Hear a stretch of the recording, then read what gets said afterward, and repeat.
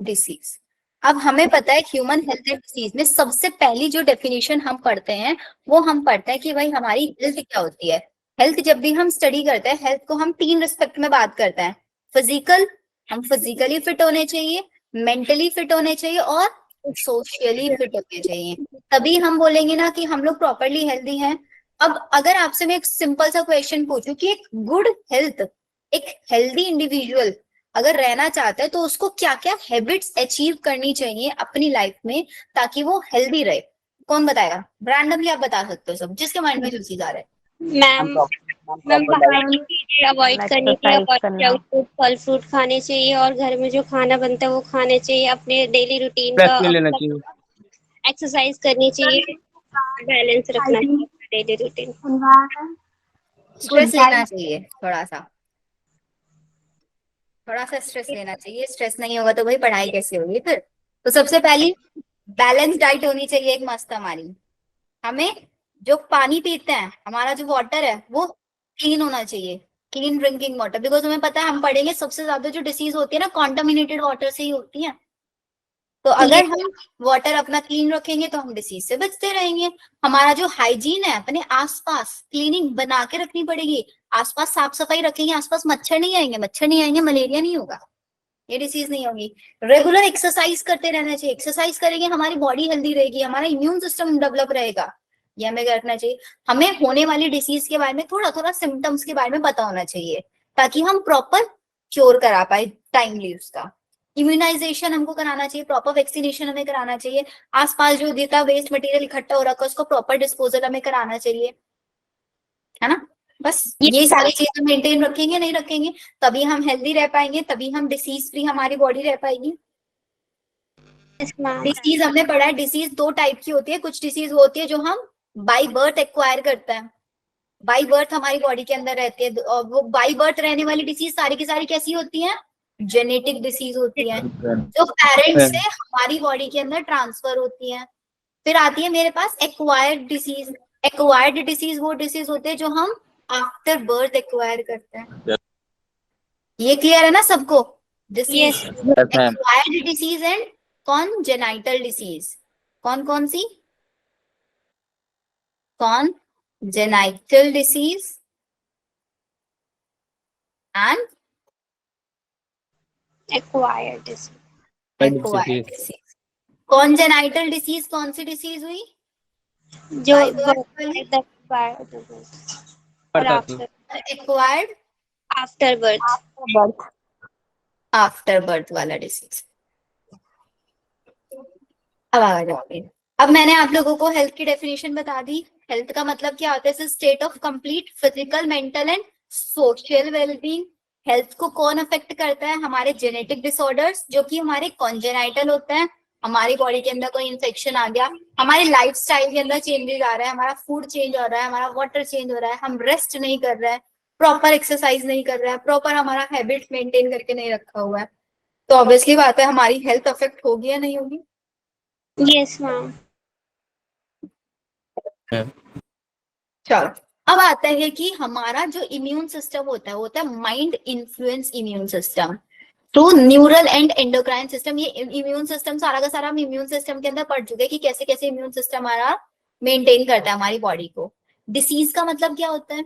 When the functioning of organ, हमारी body का किसी भी ऑर्गन को कोई फंक्शनिंग या बॉडी का कोई सिस्टम अगर एडवर्सली अफेक्ट हो रहा है तो इस मीन्स मेरे को कोई ना कोई डिसीज है या नहीं है। अगर मेरे को एक हेल्दी लाइफ चाहिए तो इसका मतलब है मेरे को एक हेल्दी बॉडी बनानी पड़ेगी, एक हेल्दी माइंड रखना पड़ेगा, तभी एक हेल्दी लाइफ हम अचीव कर पाएंगे। Yes ma'am. तो सारे बेसिक बेसिक से पॉइंट है।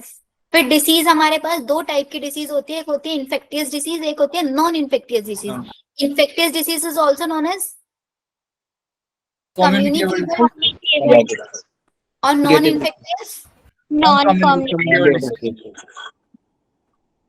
Non communicable.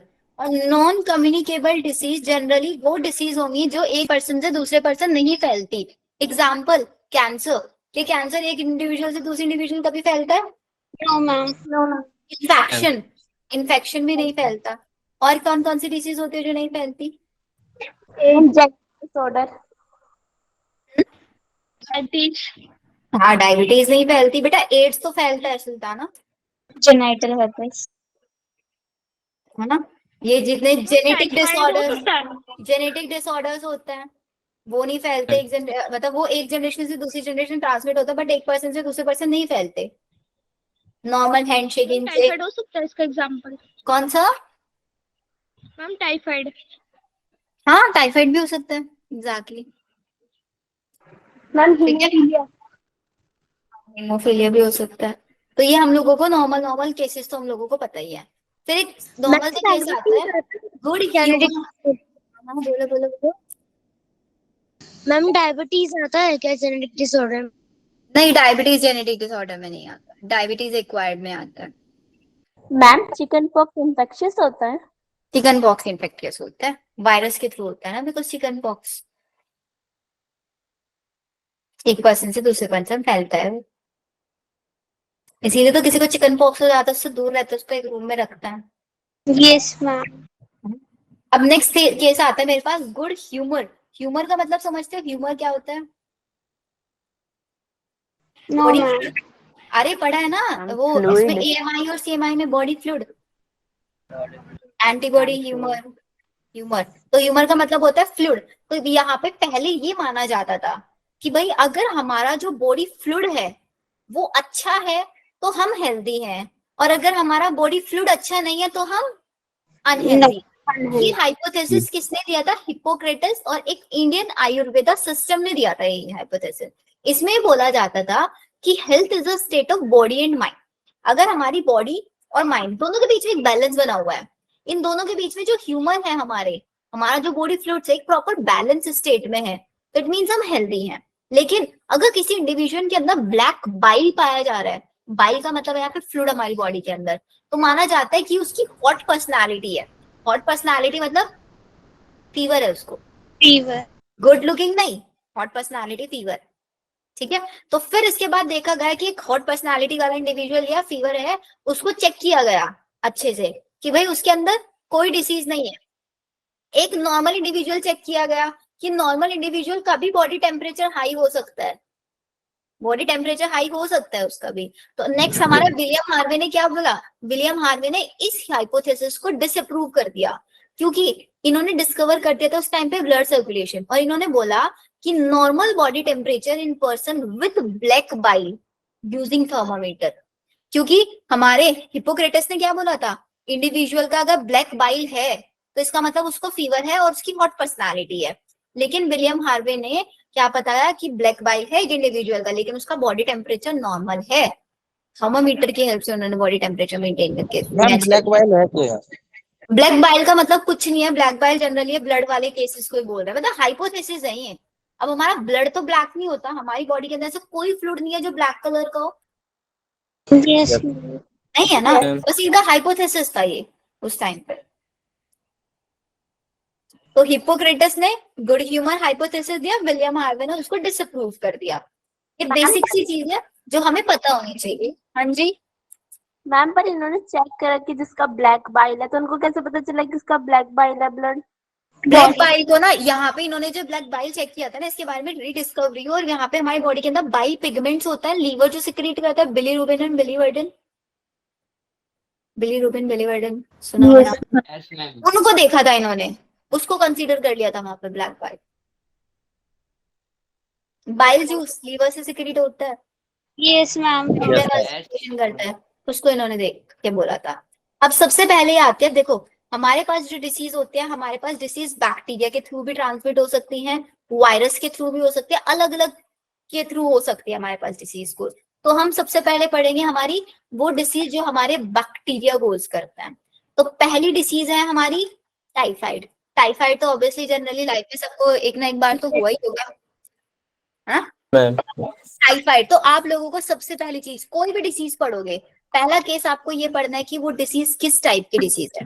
पहला क्वेश्चन जो आएगा वो वायरल डिसीज है, बैक्टीरियल डिसीज है, प्रोटोजोन डिसीज है, हेलमिन डिसीज है, किस टाइप की डिसीज है आपको वो पढ़ना है। सेकंड, उस डिसीज को कोज करने वाला पैथोजन क्या है। ये आशुतोष कुछ बोल रहा है? आशुतोष प्लीज म्यूट कर लो, डिस्टरबेंस आ रहा है। तो टाइफाइड कौन कोज करता है? Salmonella typhoid. नाम सैल्मोनेला टाइफाइड। याद करो मेरे साथ, टाइफाइड सैल्मोनेला टाइफाइड कोज करता है। और ये सैल्मोनेला टाइफाइड हमारी स्मॉल इंटेस्टाइन को अफेक्ट करता है, स्मॉल इंटेस्टाइन। और ये हमें होता क्यों है टाइफाइड? कॉन्टामिनेटेड वाटर के थ्रू होता है। हम कोई गंदा खाना खा लेते हैं, बाहर का जो लोग ज्यादा खाना खाते हैं उसको टाइफाइड हो जाता है, तो कॉन्टामिनेटेड वाटर के थ्रू ये बैक्टीरिया हमारे स्मॉल इंटेस्टाइन में जाता है और हमारी स्मॉल इंटेस्टाइन को वीक बनाना शुरू कर देता है। और small intestine is the site of complete digestion. Yes, और आपकी स्मॉल इंटेस्टाइन ही वीक हो रही है, स्मॉल इंटेस्टाइन वीक हो रही है तो आपको स्टमक पेन रहेगा, आपका फूड पूरी तरीके से डाइजेस्ट नहीं होगा, आपको वीकनेस आएगी बॉडी में, आपका फूड डाइजेस्ट नहीं होगा, कॉन्स्टिपेशन का केस आएगा, लॉस ऑफ एपेटाइट होगा। हो गए ना ये सारे केसेस इंटेस्टाइन। yes, ma'am. आपकी बॉडी के अंदर कोई पैथोजन एंटर कर रहा है, पैथोजन एंटर कर रहा है, हाइपोथैलेमस आपका बॉडी टेम्परेचर भी बढ़ाएगा, 39 से 40 डिग्री सेल्सियस टेम्परेचर आ जाएगा। तो पहला केस याद रख करो, टाइफाइड कैसी डिजीज है? बैक्टीरियल डिजीज है, पैथोजन सैल्मोनेला टाइफाइड। किसको अफेक्ट करता है? स्मॉल इंटेस्टाइन को अफेक्ट करता है। कैसे कोज होता है? फूड और वाटर के थ्रू कोज होता है। इसका इंक्यूबेशन पीरियड क्या होता है? याद है इंक्यूबेशन पीरियड? इन्फेक्शन और first appearance of the disease के बीच का टाइम पीरियड। इन्फेक्शन Yes, हुआ, sir. फर्स्ट अपीयरेंस 1 से 3 वीक का होता है, 1 से 3 वीक के बीच का इसका इंक्यूबेशन पीरियड होता है। सिम्टम्स याद रहेंगे? Yes ma'am. सबसे पहला टेस्ट टाइफाइड को पता करने वाला कौन सा टेस्ट है? Viral test. Blood test. Viral test. Widal test, exactly. लिख लो इसको जल्दी से। तो टाइफाइड को पता करने के लिए, जैसे मैंने आप लोगों को जो बायोटेक पढ़ाया था वहां पे भी बताया था, हाँ? तो वाइडल टेस्ट की भी किट होती है। Yes. आपको फीवर आ रहा है काफी टाइम से, आपको स्टमक पेन हो रहा है, तो doctor Widal test, malaria test, ये सारी की सारी चीजें लिख के दे देगा। ठीक है? Yes ma'am. सबसे पहले टाइफाइड किसको हुआ था? ये मत बोलना हमको हुआ था। सबसे पहले किसको हुआ था टाइफाइड? एक कुक थी, मैरी मेलोन। टेस्ट है yes ma'am. Widal test. Mary Mallon को सबसे पहले टाइफाइड हुआ था, मतलब सबसे पहले बैक्टीरिया इसकी बॉडी को इन्फेक्ट किया था। ये कुक थी, ऑब्वियसली बात है, लोगों को खाना बना के खिलाती थी। एंड ये डिसीज एक इन्फेक्टियस डिसीज है, तो फूड के थ्रू सबके बॉडी के अंदर ट्रांसफर करा, तो इसीलिए इनका नाम टाइफाइड मैरी रख दिया गया, क्योंकि इन्होंने टाइफाइड कैरियर बन चुकी थी। ये सबसे पहले इन्हीं को था, तो जितने लोगों को खाना खिलाती गई इतने सारे लोग टाइफाइड से बीमार होते चले गए। और इन्होंने पता है कब तक, बहुत सालों तक, इन्होंने बहुत सालों तक लोगों को कॉन्टामिनेटेड बनाया है। इनको फर्स्ट टाइम फिर से लेकिन टाइफाइड तो फैलता ही नहीं है। क्यों नहीं फैलता टाइफाइड? फूड और टाइफाइड। वाटर के थ्रू फैलता है ना, फूड और वाटर के थ्रू फैलता है। तो मैम इनसे तो बहुत अफेक्ट हुए हैं। बहुत सारे लोग अफेक्ट हुए थे, इसीलिए तो इनका नाम फेमस हुआ, नहीं तो फेमस क्यों होते? 1-2 लोग अफेक्ट होते तो। मैम ये इंटेस्टाइनल परफोरेशन क्या है? इंटेस्टाइनल परफोरेशन का मतलब आपके इंटेस्टाइन के अंदर स्वेलिंग आ जाती है, मैम Okay, इनको ma'am. इंटेस्टाइन स्वीट हो जाती है। मैम ये कैसे पता चला था कि फर्स्ट टाइम इन्हीं को हुआ था? फर्स्ट टाइम इन्हीं को होता है बेटा, उसके पीछे तो बड़ी सारी थ्योरी है, उसकी थ्योरी के पीछे मत जाओ। मैम उनमें दिखा होगा ना, मतलब उसके सिम्टम तो पता चला होगा। मतलब लोगों के अंदर सिम्टम्स आए जो, और फिर वहां से वो कॉमन केस पता लगाया गया था कि सबसे मोस्टली किन टाइप के लोगों को ये सिम्टम्स आ रहे हैं। फिर पता लगा उन लोगों को सिम्टम्स आ रहा है जो उस जगह से खाना खा रहे हैं। फिर इनका चेकअप कराया गया, तब इनको पता चला टाइफाइड है। लेकिन वहां पे एक कॉन्ट्रडिक्शन भी मुझे फील होता है कि भाई यहाँ पे लिखते हैं, ये हमेशा मतलब इनकी हिस्ट्री में लिखा है कि बहुत सालों तक इन्होंने कॉन्टामिनेशन किया, बहुत सालों तक ये टाइफाइड के साथ ही जिंदा रही किया। मैम कैसे हो सकता है? भाई यहाँ पे कॉन्ट्रडिक्शन लगता है जिसका कोई आंसर नहीं है हमारे पास, कि भाई कितने सालों तक कैसे कॉन्टामिनेट कर सकते हैं? इनको भी तो फीवर आता होगा, खाना बनाना बंद क्यों नहीं किया इन्होंने फिर? मैम मैं एक सवाल पूछना चाहूंगी। हाँ पूछो। मैम कि ये मैरी मेलन थी, मैम इनके वजह से टाइफाइड फैला था, इनको टाइफाइड थोड़ी ना था मैम। हाँ जी मैम। उनको नहीं होगा तो टाइफाइड फैलेगा कैसे भाई? इनको हुआ था टाइफाइड सबसे पहले, मैम जो सबसे पहले टाइफाइड का बैक्टीरिया था ना वो इनकी बॉडी में पाया गया था। Ma'am Okay, but ma'am. Typhoid का इंक्यूबेशन पीरियड तो 1 to 3 वीक ही है ना। हाँ, 1 से 3 वीक का उसका इंक्यूबेशन का मतलब होता है कि बॉडी के अंदर आपका बैक्टीरिया गया और पहला सिम्टम आने में 1 हफ्ता, 2 हफ्ते, 3 हफ्ते लग सकते हैं। मैम एक्चुअली मैंने जहाँ से पढ़ा था ना मैम, उन्होंने बताया था कि जैसे कि जो ये टाइफाइड जो मैरी थी मैम, इन्होंने मतलब गंदा मतलब कंटामिनेटेड खाना जो वगैरह, मतलब ये खाना एक फूड थी मतलब, तो ये खाना बनाती थी तो ये मतलब गंदे हाथों से बनाती थी। तो मैम ये तो एनसीईआरटी में भी लिखा है कि गंदे हाथों से खाना बनाती थी। ऑब्वियसली, लेकिन सबसे पहले टाइफाइड इन्हीं को हुआ था ना उसमें, क्योंकि कॉन्टामिनेटेड फूड और वाटर के थ्रू होता है। जी मैम, तो मैम कॉन्टामिनेटेड वाटर और फूड के थ्रू होता है, तो सबसे पहले, क्योंकि इनको टाइफाइड कैरियर इसीलिए माना गया, ये फूड के अंदर टाइफाइड का बैक्टीरिया मिक्स करके नहीं देती थी। अब ये थोड़ी ना कि हमेशा कॉन्टामिनेटेड फूड बना के देंगे, जरूरी नहीं है कि हर कॉन्टामिनेटेड फूड या वाटर के अंदर टाइफाइड का कैरियर नहीं होता। नहीं मैम, ये ना मतलब इनको बताया जाता था कि ये अपना हाथ ज्यादा वॉश नहीं करती थी जब खाना बनाती थी, तो अपना हाथ वगैरह वॉश नहीं करती थी। हाँ, तो इसीलिए तो वो मैम कैरियर बनी ना, इसीलिए वो कैरियर बन पाई, क्योंकि इनको टाइफाइड था जिसकी वजह से अपना हाइजीन मेंटेन नहीं कर पा रही थी एंड उसी हाथों से खाना बनाती थी, इस वजह से लोगों को भी टाइफाइड होता था। Okay ma'am. ये था केस यहाँ पे। लेकिन ये टाइफाइड कैरियर थी, इनको खुद भी टाइफाइड था सबसे पहले, लेकिन यहाँ पे इनको माना जाता है कि एसिम्प्टोमिक कैरियर थी। एसिम्प्टोमेटिक का मतलब कोई सिम्टम्स इनके अंदर नहीं थे, इसीलिए इनको फर्स्ट कैरियर माना गया एंड एसिम्प्टोमेटिक कैरियर कंसीडर किया गया। हम इसीलिए ही तो वो मतलब बहुत सालों तक उन्होंने इसीलिए बहुत सालों तक इन्होंने अपना जो टाइफाइड था उसको फैलाना जारी रखा। मैम ऐसे कैसे होगा, एक्सेप्शन आ गया इसमें तो मैम फिर। मे भी ऐसा होता है ना, बिकॉज बैक्टीरिया भी इवॉल्व करता है, पहले इतना ज्यादा हार्मफुल नहीं होगा, फिर धीरे धीरे करके हार्मफुल होता चला गया। Yes ma'am. ये होता है, मुझे तो बहुत जल्दी होता है टाइफाइड, इवन कॉन्टामिनेटेड फूड या वाटर्स में बहुत ज्यादा बच के रहती हूँ, बट बहुत जल्दी मुझे टाइफाइड होता है, बहुत ज्यादा जल्दी। टाइफाइड का केस समझ में आ गया, टेस्ट याद रखना है, पहली डिसीज की पहली लेडी कौन थी वो याद रखनी है। सेकंड बैक्टीरियल डिसीज आते हैं निमोनिया। निमोनिया के केस तो हम लोग बच्चों के अंदर बहुत सुनते हैं, छोटे छोटे बच्चों के अंदर विंटर Yes, ma'am. निमोनिया हो रहा है। निमोनिया में और एक और डिसीज होती है कॉमन कोल्ड। बच्चे जनरली समझते हैं pneumonia and common cold both are same, but difference है दोनों में। दोनों में डिफरेंस क्या है, निमोनिया जो होता है आपकी लंग्स की बैक्टीरिया तो होती है। आपके लोअर रेस्पिरेटरी सिस्टम को अफेक्ट करता है, और कॉमन कोल्ड आपके नेजल चैम्बर, आपके अपर रेस्पिरेटरी ट्रैक्ट को अफेक्ट करता है। Pneumonia lower respiratory tract, common cold upper respiratory tract, this is the difference. तो यहाँ पे it affect lung alveoli. Alveoli lower part में है, अपर पार्ट में, लोअर लोअर पार्ट पार्ट। और इस केस में क्या होता है, निमोनिया के केस में जो आपकी एल्वियोलाई है, एल्वियोलाई के through he exchange of gases होता है। हाँ यस ये मैम। थिन मेम्ब्रेन है, इन्हीं के अंदर फ्लूइड फिल्ड हो जाता है आगे, और फ्लूइड फिल्ड हो जाएगा, एक्सचेंज ऑफ गैसेस नहीं हो पाएगा, एक्सचेंज ऑफ गैसेस नहीं हो पाएगा, आपको रेस्पिरेटरी प्रॉब्लम्स आएंगे नहीं आएंगे। Yes ma'am. ये एक ऐसी डिसीज है जो सबसे ज्यादा कम्युनिकेबल डिसीज है, ये क्योंकि ड्रॉपलेट इन्फेक्शन के थ्रू ये फैलती है। किसी निमोनिया पोजिंग इंडिविजुअल के रिस्पेक्ट में आप आए, उसकी छोटी सी ड्रॉपलेट्स, उसके स्नीजिंग हुआ, कफ हुआ, उस ड्रॉप के थ्रू भी आपकी बॉडी के अंदर चला जाता है। निमोनिया कॉज करने वाला बैक्टीरिया का नाम स्टेप्टोकोकस निमोनिया, स्ट्रेप्टोकोकस निमोनिया और हेमोफाइलस इन्फ्लुएंजा। Very good.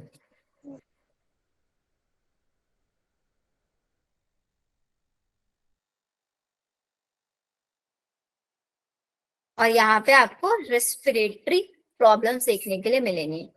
पैथोजन वही बता दिया, streptococcus pneumoniae, haemophilus influenzae, droplet infection होता है, उसको एरोसोल भी बोल सकते हैं। इन्फेक्टेड पर्सन जो ड्रॉपलेट रिलीज होंगी उससे ट्रांसमिट होगा। आपने ग्लास शेयर किया, कोई सेम बर्तन में खाना खा रहे हैं, सेम यूटेंसिल्स में, तब आपको ये डिसीज फैल सकती है। फिर आपका सिम्टम्स क्या आएंगे, रेस्पिरेटरी प्रॉब्लम आएगी, फीवर, चिलनेस, कफ, आपको हेडेक हो सकता है। कुछ केसेस में जो आपका लिप्स और फिंगर्स का जो कलर है, वो फिंगर्स में जो नेल्स है उनका जो कलर है ब्लूइश हो जाता है। इसके पीछे का कॉन्सेप्ट मैं आप लोगों को समझना चाहूंगी, क्यों ये ब्लूइश कलर हो जाता है। मैम क्या ऑक्सीजन की वजह से मैम। हुआ तो फिर इसकी वजह से मैम क्योंकि ऑक्सीजन की कमी हो जाती है बॉडी के अंदर। जी मैम। क्योंकि ऑक्सीजन प्रॉपर्ली ट्रांसमिट Yes, नहीं हो पाती, हीमोग्लोबिन के अंदर ऑक्सीजन में मिक्स नहीं हो पा रही है, सर्कुलेशन रुक रहा है, तो सबसे ज्यादा केस कहाँ दिखता है, नेल्स में या आपके लिप्स में। निमोनिया का बहुत अच्छा केस है ये, ठीक है। ये आपको याद रखना है यहाँ पे। तो इसका भी कैरियर याद रखना है, मोड ऑफ ट्रांसमिशन याद रखना है, और सिम्टम्स आपको याद रखना है। नेक्स्ट आती है मेरे पास वायरल डिसीज, वायरस के थ्रू फैलने वाली disease which is common cold. Common cold में कौन अफेक्ट होता है, पूरा अपर रेस्पिरेटरी ट्रैक्ट। सर्दियों में होता है मैम, कोल्ड हो रहा है हम लोगों को, बहुत सारे बच्चे बोलते हैं कोल्ड, कॉमन कोल्ड। किसके थ्रू होता है ये, rhino virus. Rhinovirus virus rhino virus के थ्रू होता है। नोज को और आपका रेस्पिरेटरी पैसेज को अफेक्ट करता है, लंग्स को अफेक्ट नहीं करता। लंग्स में किस में अफेक्ट होता है, निमोनिया।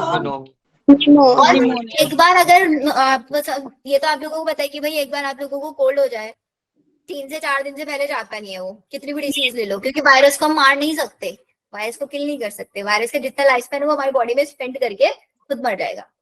होता है नहीं होता है। जी मैम। के अंदर सिम्टम्स क्या क्या आता है आपका, नेजल कंजेशन हो जाता है, discharge, fever, headache, sore throat, cough, ma'am hoarseness. Congestion क्या होता है? नेजल कंजेशन का मतलब नाक रुक जाना, ब्रीथिंग में प्रॉब्लम होना, कंजेस्टेड फील होना। ये भी एक ड्रॉपलेट इन्फेक्शन के थ्रू होता है। कफ किया इन्फेक्टेड पर्सन है, स्नीजिंग हुआ उसको, या पेन्स, बुक्स, कप्स, इन सब चीजों को शेयर कर रहे हैं कॉन्टामिनेटेड ऑब्जेक्ट्स, क्योंकि हम लोग कफ, स्नीजिंग आएगा, वायरस इन्वायरमेंट में फैलेंगे, हमारी आसपास की चीजों के ऊपर रहेंगे, कोई दूसरा हेल्दी इंडिविजुअल आके इनको टच करेगा, फिर उन्हीं हाथों से खाना वाना खा लेगा, बॉडी के अंदर चला जाएगा। Yes ma'am. ऐसे होता है, इसलिए बोला जाता है ना, कभी भी कुछ भी खा रहे हो हाथ धो के खाना चाहिए। हमें नहीं पता हम लोगों ने कितनी जगह पे हाथ टच किया हुआ है, कितने ऑब्जेक्ट्स को टच किया हुआ है, स्पेशली बाहर जब हम जाते हैं, किसी पब्लिक प्लेस पे जाते हैं। इस चीज का बहुत ध्यान रखना चाहिए हमें। नेक्स्ट डिसीज आती है मेरे पास, प्रोटोजोन डिसीज। ये बहुत इंपॉर्टेंट है। हाँ मैम जैसे वायरस जो है वो रेप्लिकेट करता जाता है अपने आप को, तो कॉमन कोल्ड में इस तरीके से तो फिर मैम वो बहुत दिन बाद खत्म होना चाहिए। हम डिसीज वो भी तो लेते हैं ना मेडिसिन, क्योंकि हमने एक केस पढ़ा है कि वायरस के अंदर, जब मेरी बॉडी के अंदर वायरस चला जाता है, जिस सेल को सबसे पहले अफेक्ट करता है वो सेल आसपास की सेल्स, मतलब अपने अंदर से इंटरफेरोन रिलीज करता है, आसपास की सेल को सिग्नल दे देता है कि आप लोग एंटीवायरल प्रोटीन सिंथेसिस कर लो। एंटीवायरल वो बना देते हैं, और उसकी वजह से हमारा अब ये वायरस आसपास वाली सेल्स में नहीं मल्टीप्लाई कर पाता, एक ही सेल्स तक लिमिट रहता है सर। Okay ma'am. कमल कुछ बोल रहे थे आप? No ma'am. मैम परफ्यूम और रूम फ्रेशनर से भी हो जाता है। परफ्यूम और रूम फ्रेशनर वो एलर्जी होती है बेटा, अगर उससे होता है तो this is allergy, not pollen allergy. Common cold. हाँ दिस इज एलर्जी, ठीक है। अब आता है मलेरिया। अब मलेरिया ये बताना किस किस को हुआ है अब तक। मलेरिया बड़ा इम्पोर्टेंट अच्छा सा केस है, अच्छे से पढ़ेंगे इसको। किसी को नहीं हुआ ना, मैम अभी तक तो नहीं हुआ। नहीं हुआ, चल अच्छा है, होना भी नहीं चाहिए। तो अब मलेरिया समझते हैं कि भाई मलेरिया कैसे होता है। सबसे पहले किसी का एक केस ले लेता है, किसका नाम ले, मेरा ले लो। किसी एक इंडिविजुअल को मलेरिया कराता है आज। किसको कराया मलेरिया, कौन किसको सही है?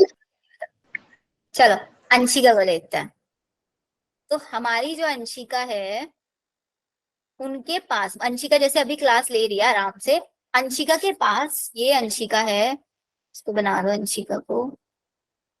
अंशिका के पास एक मच्छर आया, अंशिका आ रहा है मच्छर, है ना, और वो मच्छर पता है क्या है, वो मच्छर है फीमेल एनोफिलीज। ध्यान से समझना क्या हो रहा है यहाँ पे, फीमेल एनोफिलीज है। मच्छर ने अंशिका को काटा, अब मच्छर ने अंशिका को काटा तो अंशिका को क्या हुआ? कुछ होगा? सबसे पहले बताओ। मैम पहले तो थोड़ा सा मैम स्पोरोजोइट रेडिश हो जाता है। हाँ, मतलब मच्छर क्या करता है ना, आपका ब्लड सक करता है। कभी मच्छर को मार के देखो, Yes. इतना सारा ब्लड निकलता है। मारते हो? Yes Yes, ma'am. है ना? मैम ब्लड निकलता है, वो ब्लड मच्छर का नहीं होता, वो आपका होता है। मच्छर के पास नहीं होता, आपका होता है, जो आपका सक करता है वो। तो मच्छर क्या करता है? आपका ब्लड सक करता है, और अब जो वो सक करेगा, ऑब्वियसली बात है, उसकी जो स्लाइवा के अंदर जो उसका स्लाइवा होगा, कुछ ना कुछ अमाउंट में आपकी बॉडी के अंदर भी जाएगा, नहीं जाएगा? Yes ma'am. तो मच्छर क्या करता है ना, अपना स्लाइवा आपकी बॉडी में ट्रांसफर कर देता है। मच्छर ने अपना जो स्लाइवा है वो अंशिका की बॉडी में ट्रांसफर कर दिया। और मच्छर के जो फीमेल एनोफ्लीज स्पेशली, और कोई नहीं, फीमेल एनोफ्लीज के स्लाइवा के अंदर प्रेजेंट होता है Plasmodium. Yes, ma'am. Plasmodium is the malaria क्यों? causing pathogen. Causing pathogen. Malaria causing pathogen है ये। और ये आपका फीमेल एनोफ्लीज की स्लाइवा के अंदर प्रेजेंट रहता है किस फॉर्म में? स्पोरोजोइट की फॉर्म में।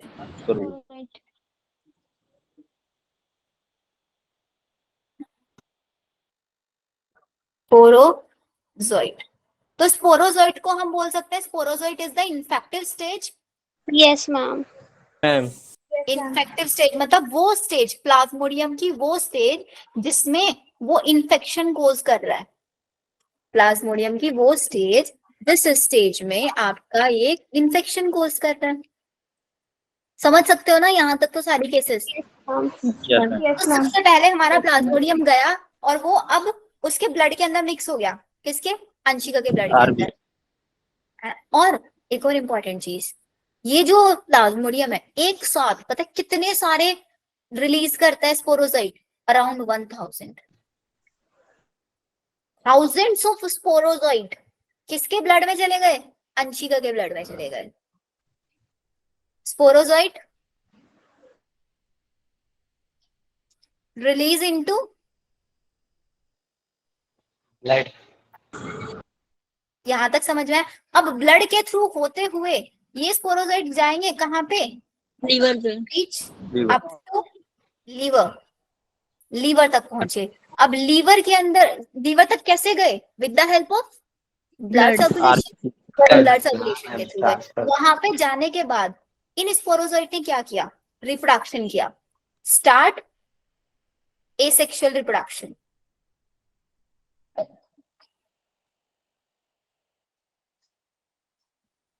इन्होंने एसेक्सुअल रिप्रोडक्शन करना स्टार्ट कर दिया। एंड इस प्रोसेस को बोलते हैं, जब ये एसेक्सुअल रिप्रोडक्शन कर रहे हैं, this process is known as schizogony. अब देखो लीवर के अंदर जाके एसेक्सुअल रिप्रोडक्शन कर रहे हैं, अमाउंट बहुत ज्यादा बढ़ जाएगा। लीवर की सेल्स के अंदर जाके करता है। लीवर की cells, hepatic cells. Hepatic cells याद है?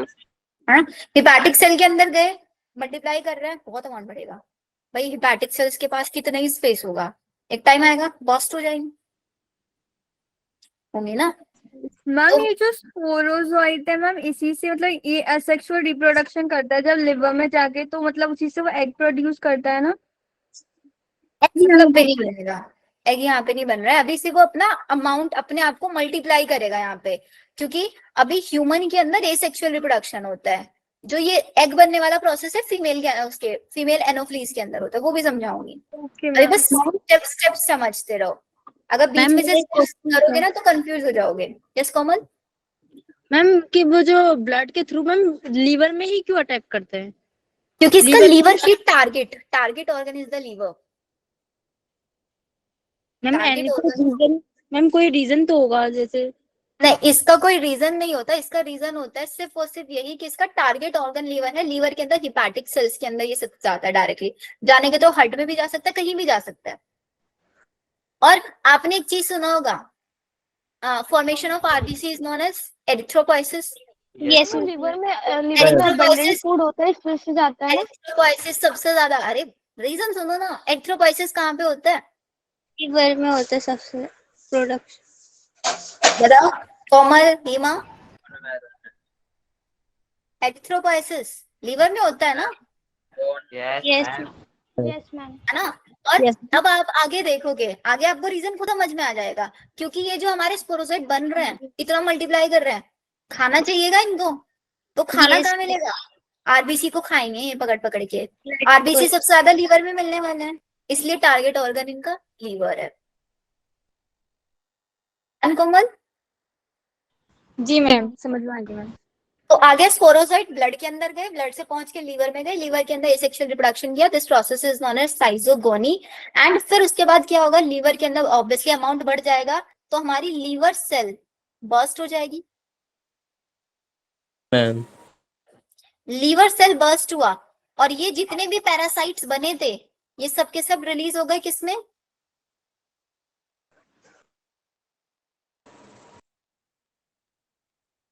ब्लड में रिलीज हो गए। अब मैम ब्लड के अंदर सब, लीवर के आसपास वाले ब्लड के अंदर सबसे ज्यादा क्या है, मतलब लीवर के अंदर एग्जैक्टली RB. आरबीसी। अब ये कहाँ पे एंटर कर जाएंगे? It enter RBC and start feeding on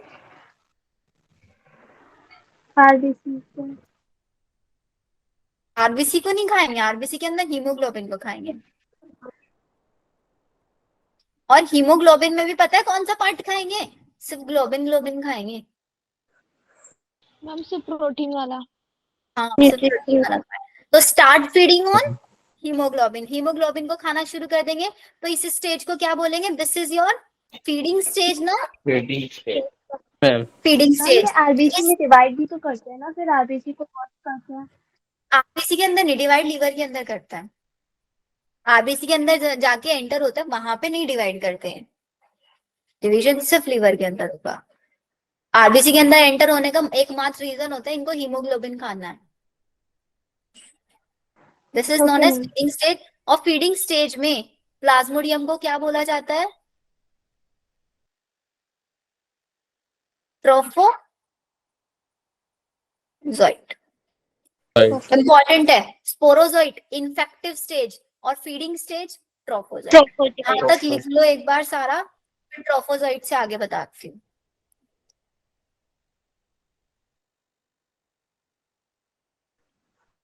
इसीलिए प्लेटलेट्स में हीमोग्लोबिन की कमी होने लग जाती है, हमारा जो स्किन कलर है वो व्हाइटिश व्हाइटिश दिखने लग जाता है। मैम नोट्स भेजोगे ना आप? अगर लिखना चाहो लिख लो, वरना भेज दूंगी मैं नोट्स, इसकी टेंशन मत लो। Okay ma'am.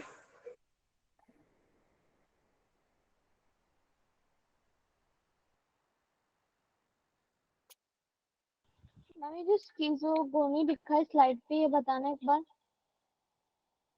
क्या क्या? अच्छा, ये साइजोगोनी। साइजोगोनी is the process of reproduction. जब ये एसेक्सुअल रिप्रोडक्शन कर रहा है, इस एसेक्सुअल रिप्रोडक्शन करने के प्रोसेस को साइजोगोनी।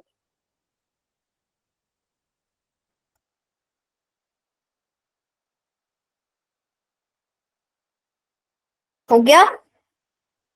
Yes, ma'am. यस ट्रोफोजोइट तक हमें समझ में आ गया कि ट्रोफोजोइट तक हमारी क्या है, फीडिंग स्टेज है। अब आगे चलते हैं। अभी ट्रोफोजोइट स्टेज से ही आगे लिख रही हूँ मैं यहाँ पे।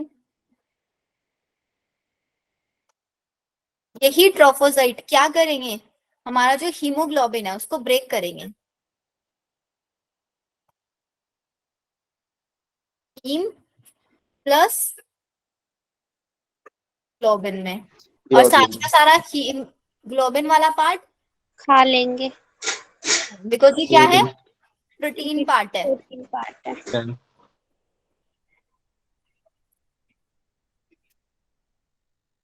इसको फीड करेंगे। अभी हीम वाला पार्ट क्या करेगा?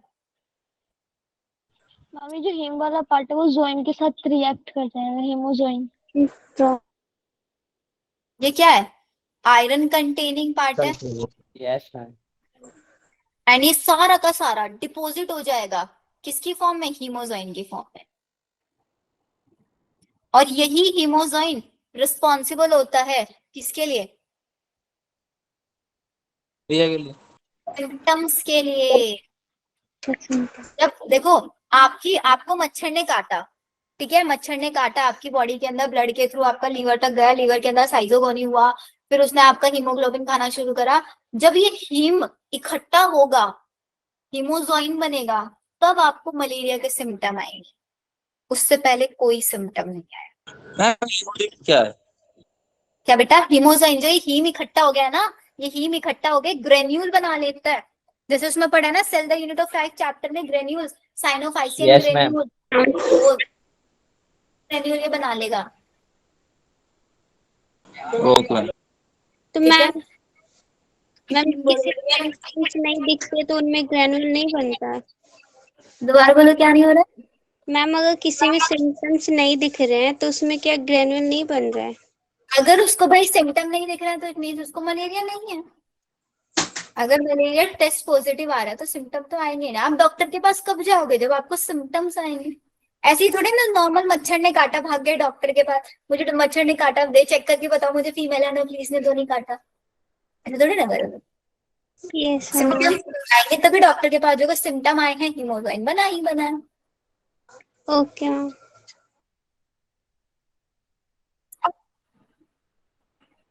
और बताओ, यहाँ तक सब कुछ क्लियर है? एक बार चेक कर लो कि चीजें समझ में आई या नहीं आई। Yes ma'am.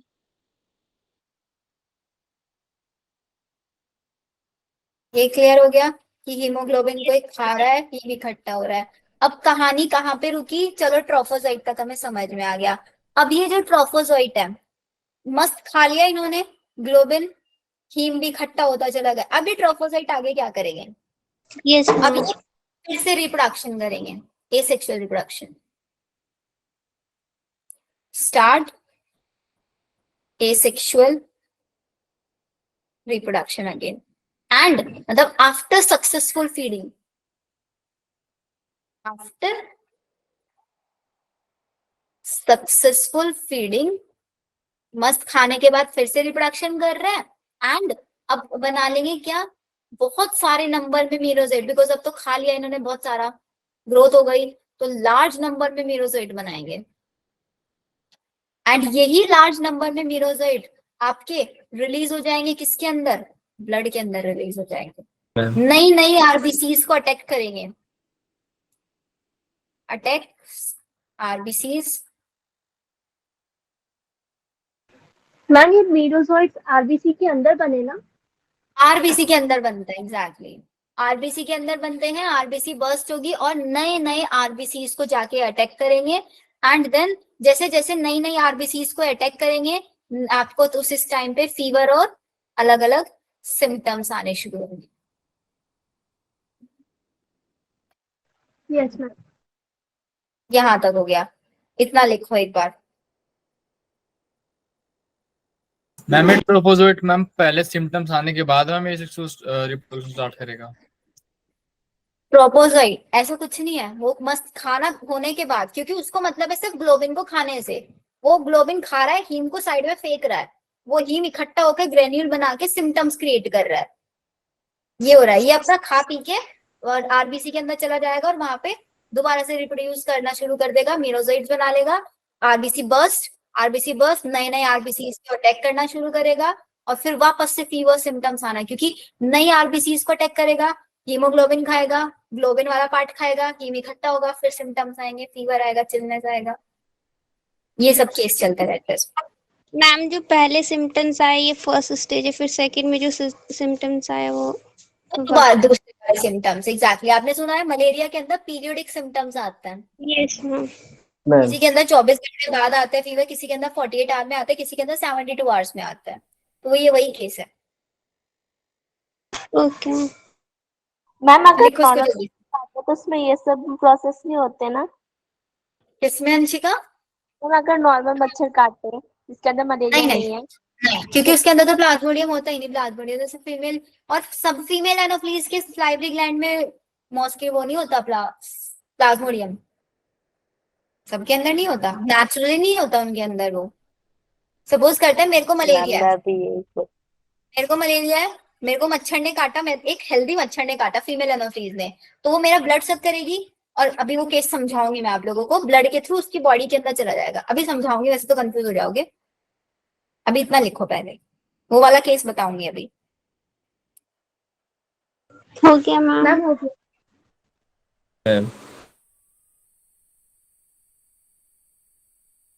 यहाँ तक समझ में आया? मीरोजोइट्स बन चुके हैं, मीरोजोइट्स जा जाके नई नई आरबीसीज को अटैक करना शुरू करेंगे। अब क्या करते हैं, देखो आरबीसी, ये जो मीरोजोइट बना है ना, एक काम डिस्ट्रीब्यूट कर लेते हैं। ये मीरोजोइट बोलते हैं कि भाई जिस बॉडी के अंदर है हम, उस बॉडी को तो हम अटैक करते ही करते हैं, हम अपने नए पार्टनर्स भी बनाते हैं। नए पार्टनर्स का मतलब है कि कुछ मीरोजोइट्स तो आरबीसी को अफेक्ट कर रहे हैं, एंड सम मीरोजोइट्स क्या करेंगे, अपने आप को सेक्सुअल स्टेज में कन्वर्ट कर लेंगे, कन्वर्ट इनटू सेक्सुअल स्टेज, और इस सेक्सुअल स्टेज को हम बोलेंगे गैमेटोसाइट्स। मतलब मीरोजोइट्स क्या बना लेंगे हम, गैमेटोसाइट्स। क्या गैमेटोसाइट, गैमीट है या फिर गैमीट प्रोड्यूसिंग सेल्स है?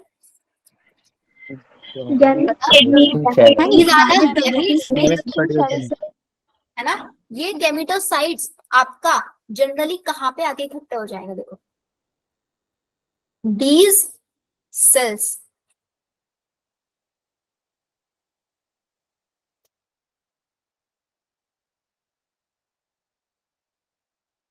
grade 2 superficial blood vessels of skin। इसका रीजन समझ सकते हो क्या हो सकता, क्यों ऐसा लिया है इन्होंने, the cells migrate superficial blood vessels of skin, ताकि कोई मच्छर आए, ब्लड सक करे आपकी ब्लड वेसल से, और ये गैमेटोसाइट किसकी बॉडी में चले जाए, मच्छर मच्छर की बॉडी में चले जाए, है ना, मच्छर की बॉडी में चले गए।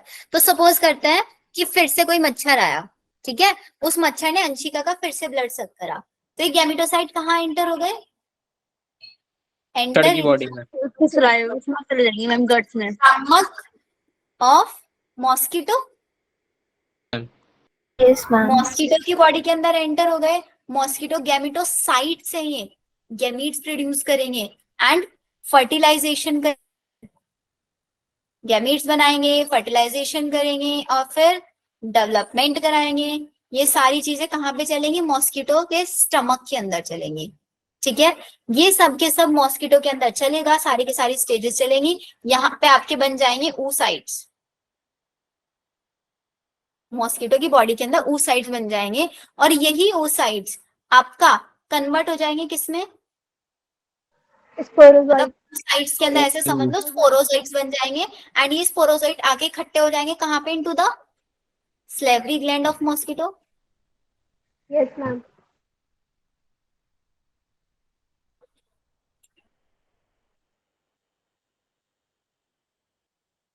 स्लेवरी ग्लैंड के अंदर आके इकट्ठे हुए, और जैसे जैसे मच्छर काटेगा तो फिर वापस से आपको मलेरिया होना शुरू हो जाएगा।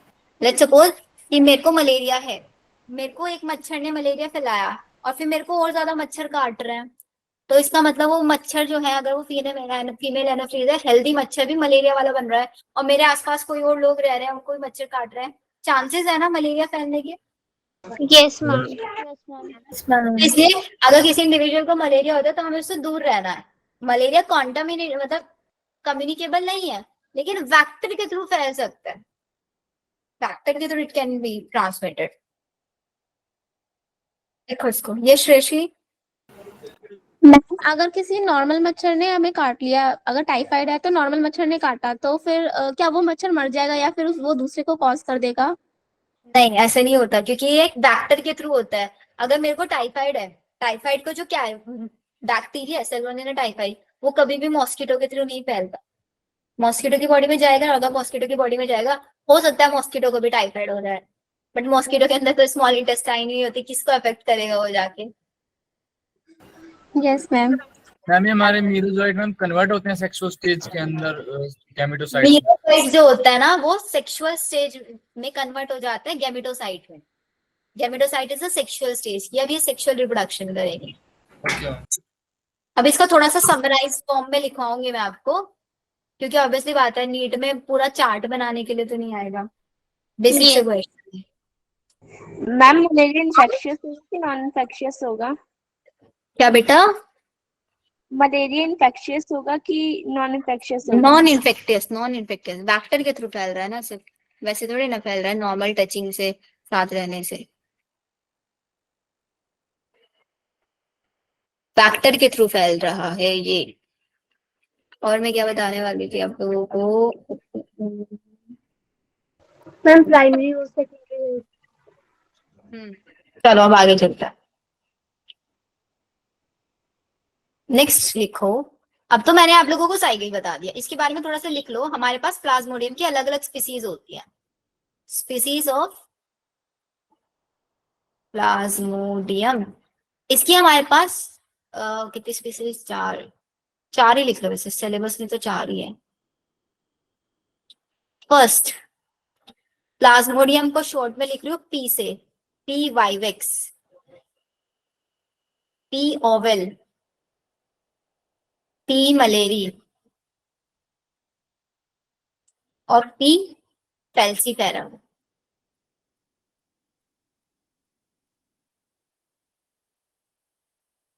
चार टाइप के स्पीसीज है प्लाज्मोडियम की, अलग अलग स्पीसीज है। ठीक है, जो हमारे पास प्लाज्मोडियम वाइवेक्स है, ये प्लाज्मोडियम वाइवेक्स हमारी आरबीसी को अफेक्ट करता है कब? After every 48 hour. तो मतलब मेरे को फीवर आफ्टर एवरी 48 आवर आएगा। प्लाज्मोडियम ओवल भी आफ्टर एवरी 48 आवर ही अटैक करता है। प्लाज्मोडियम मलेरी हर 72 आवर्स के बाद अफेक्ट करता है। और प्लाज्मोडियम फेल्सीफेरम जो होता है, ये भी आपका 48 आवर्स के बाद अफेक्ट करता है। सबसे डेडली मलेरिया कोज करता है ये, डेडली। अगर इंडिया में सबसे ज्यादा मलेरिया के जो केसेस देखे जाते हैं डेथ के, तो तभी देखे जाते हैं जब उसको प्लाज्मोडियम फेल्सीफेरम ने अफेक्ट किया हो, प्लाज्मोडियम फेल्सीफेरम का इन्फेक्शन हुआ। प्लाज्मोडियम फेल्सीफेरम के केस में हम बोल देते हैं कि इसको ब्लैक वाटर फीवर भी हम इसको मान लेते हैं। इसके अंदर फीवर का अमाउंट हो तो बहुत ज्यादा हाई फीवर आता है, या फिर we can call it black fever. सबसे ज्यादा डेथ के केसेस इसी के अंदर आए हैं। मैम मीनिंग क्या है मैम आफ्टर एवरी 48 आवर्स का मतलब मैम? हर आफ्टर एवरी 48 आवर फीवर आता है, क्योंकि आरबीसी अफेक्ट करने का एक लाइफ साइकिल होता है ना। पहले वो आपका खा रहा है आपकी आरबीसी के अंदर हीमोग्लोबिन बैठ के, फिर आरबीसी बर्स्ट होगा, फिर फीवर आएगा, ये होता है। फिर वो मैम जितनी बनेगी, फीवर आया मैम, फिर 48 आवर्स और दोबारा आएगा फीवर? फिर 48 आवर्स में दोबारा आता है। देखना अपने घर में किसी से पूछ के जिसको मलेरिया होता है, टाइम टाइम के बाद फीवर आता है। 48 आवर तक फीवर, मतलब 48 आवर में फीवर आएगा। जैसे सपोज मेरे को आज फीवर है, ठीक है, मैंने मेडिसिन ले लिया, रुक गया फीवर, 48 आवर के बाद फिर फीवर आएगा, तो उसे पता चलता है मलेरिया। कॉन्टिन्यूस फीवर नहीं रहता, क्योंकि फीवर का केस है हीमोजोइन का इकट्ठा होना और आरबीसी का बर्स्ट होना।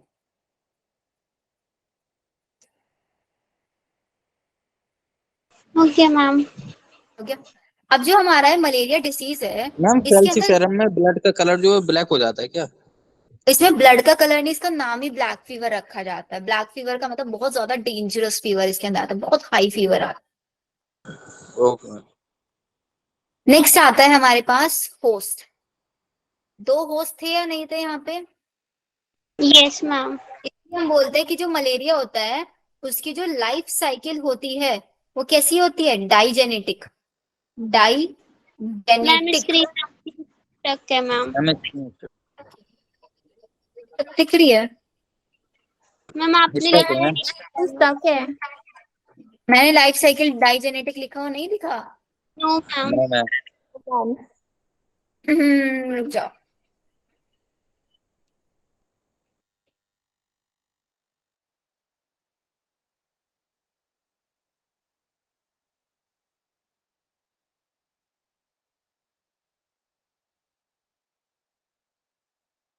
अब दिख गया मैम।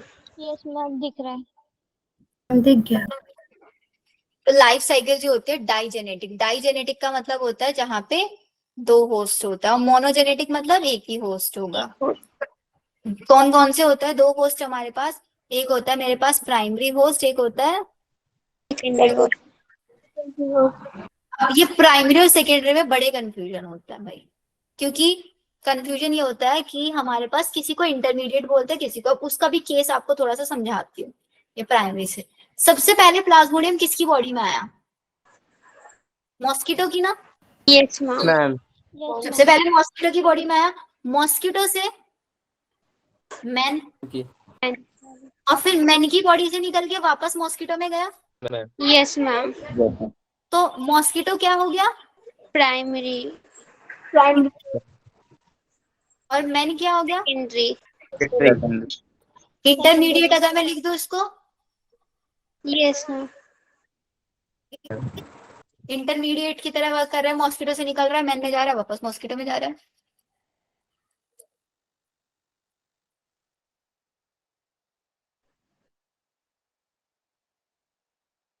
अच्छा, एक और केस, नॉर्मल सा क्वेश्चन याद आ रहा है, क्यों प्लाज्मोडियम जो है वो फीमेल एनोफ्लीज ही कोज करता है, मेल एनोफ्लीज क्यों नहीं कोज कर सकता?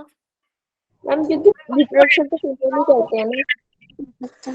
Ma'am because male mosquitoes bite नहीं कर सकते ह्यूमंस को, उनकी वो काट नहीं सकते, वो छोटी होती है, वो ट्री से अपना फीडिंग उनकी करते हैं। स्टिंग, जो मेल होता है सक नहीं कर सकते ब्लड अपने मुंह से।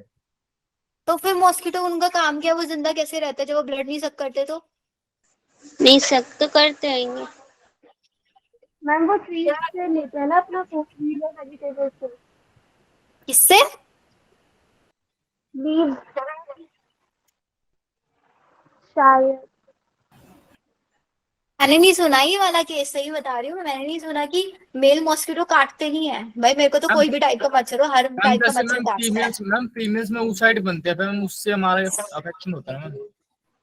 क्योंकि फीमेल मॉस्किटो फीमेल है, फीमेल एग प्रोड्यूस करती है, मतलब अपने खुद के एग भी, तभी तो नए मॉस्किटो आते होंगे। तो फीमेल को क्या चाहिए? They want to give nourishment to their fertiliser, अपने नरिशमेंट, अपने भरे हुए एग्स को नरिशमेंट देने के लिए वो प्लाज्मोडियम को अपने पास रखती है।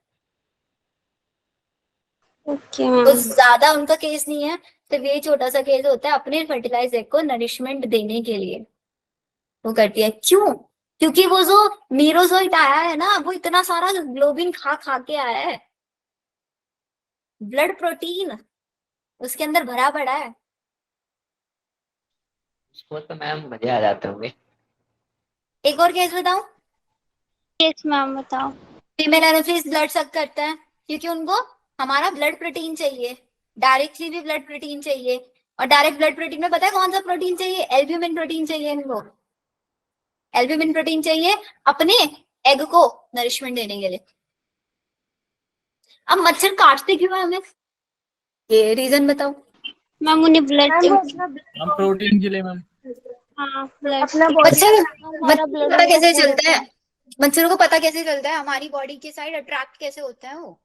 मैम उन स्मेल आती है कि उनको। मैम हम ना कार्बन डाइऑक्साइड रिलीज करते हैं तो शायद उसकी वजह से अफेक्ट होते हैं। Very good. हमारा जो कार्बन डाइऑक्साइड होता है ना, वो मॉस्किटो को अट्रैक्ट करता है। हमारा जो पसीना स्वेट होता है वो मॉस्किटो को अट्रैक्ट करता है। तो जिसको जितना ज्यादा पसीना आता होगा ना, उसको इतने ज्यादा मॉस्किटो काटेगी। ओ तभी मैम मेरे को बहुत ज्यादा काटते हैं। ठीक है, यस मैम।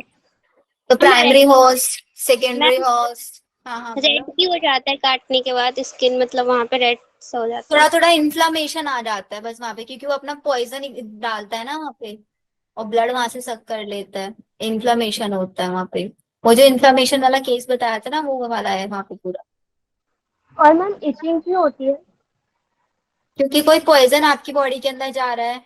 ऑब्वियसली आपकी बॉडी के अंदर क्या होगा, मास्ट सेल जो है वो बर्स्ट हुई होगी, हिस्टामाइन रिलीज हुआ होगा, उसकी वजह से इचिंग होती है। Okay ma'am. इन्फेक्टिव स्टेज बताओ मेरे को, फीडिंग स्टेज बताओ, मैम इंफेक्टेड स्टेज और gametocyte. Infective stage sporozoite. Sporozoite. Feeding stage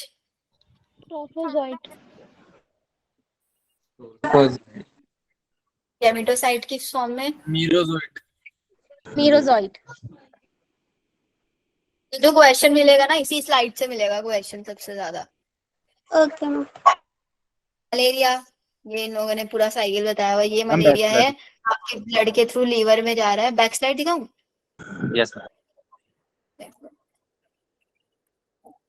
हो गया।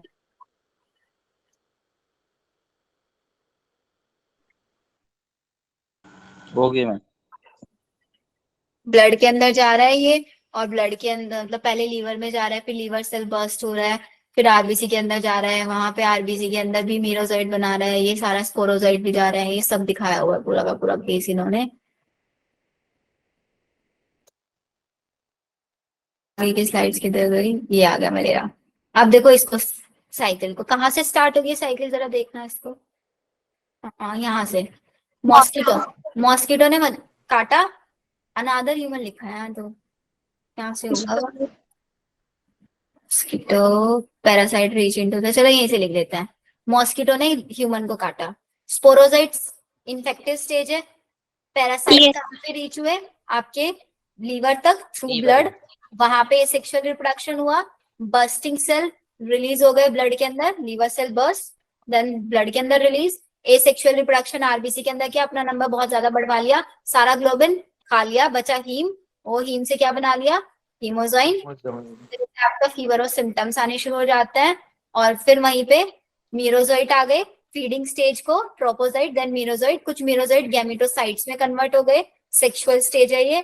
फिर इसके सेक्सुअल स्टेज देखो आरबीसी के अंदर हो रही है, और फिर वो गैमेटोसाइट हमारी स्किन के अपर लेयर्स पे आ गए, फिर कोई दूसरा फीमेल मॉस्किटो आया, उसने उन गैमेटोसाइट को सक कर लिया, फिर फीमेल गैमेटोसाइट की बॉडी के अंदर उसके स्टमक में फर्टिलाइजेशन डेवलपमेंट हुआ, और वहां पे जाके उन्होंने स्पोरोजाइट बना लिए और उनकी स्लैवरी ग्लैंड में आके हो गए, फिर वो मॉस्किटो किसी दूसरे ह्यूमन को काटेगा। तो आप एक चीज देख रहे हो, ह्यूमन के अंदर कैसी स्टेज चल रही है मॉस्किटो की? एसेक्सुअल स्टेज चल रही है ना, और मॉस्किटो के अंदर सेक्सुअल स्टेज चल रही है।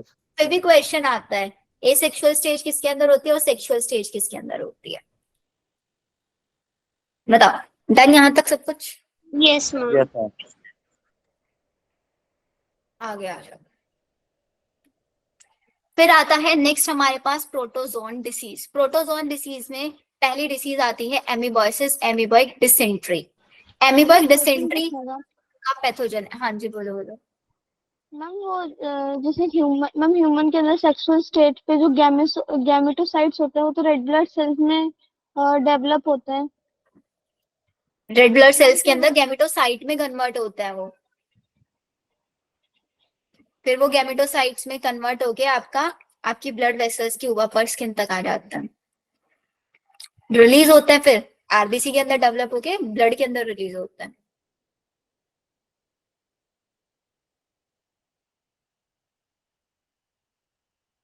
बताओ हिमा। हिमा वही हो ना, हिमा एजुकेशन के नाम से ज्वाइन करते थे पहले?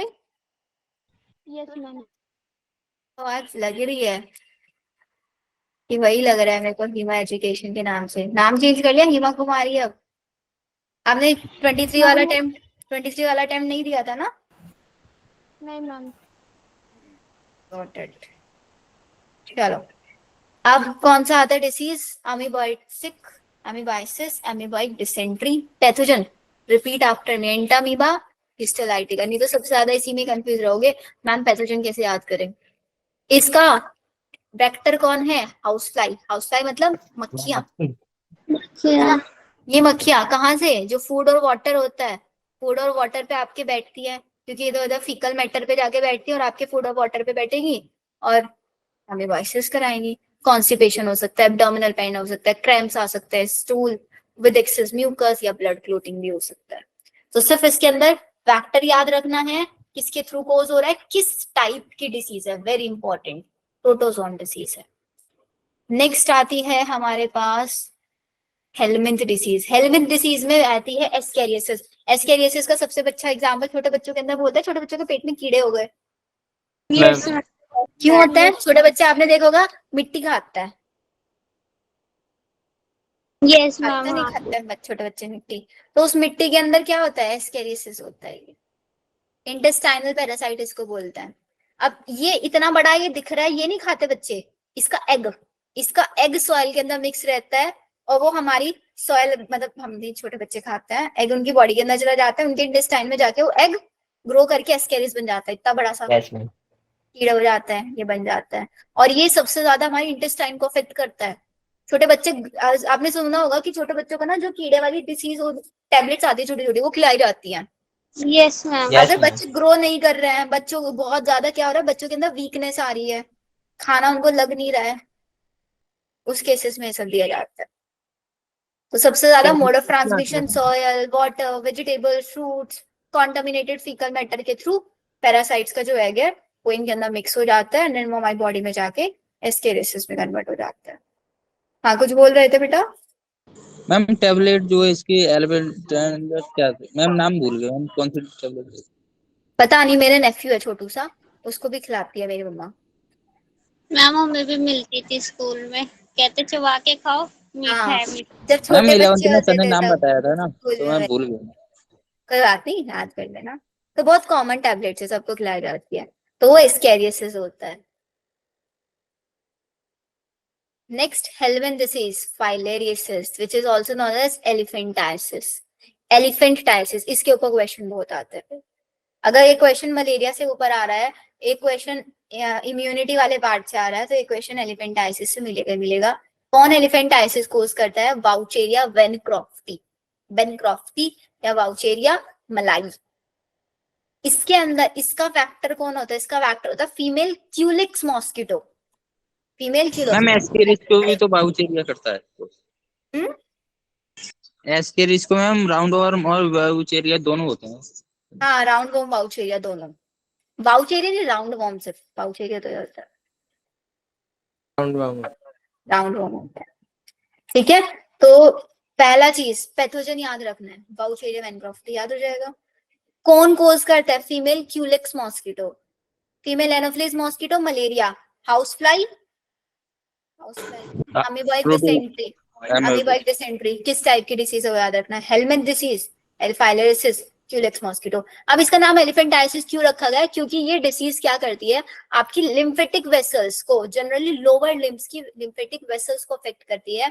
उनके अंदर क्रॉनिक इन्फ्लेमेशन आती है, इतनी ज्यादा इन्फ्लेमेशन आती है जितना एलिफेंट के लेग्स होते हैं ना, बिल्कुल ऐसे दिखने लग जाते हैं इसके अंदर।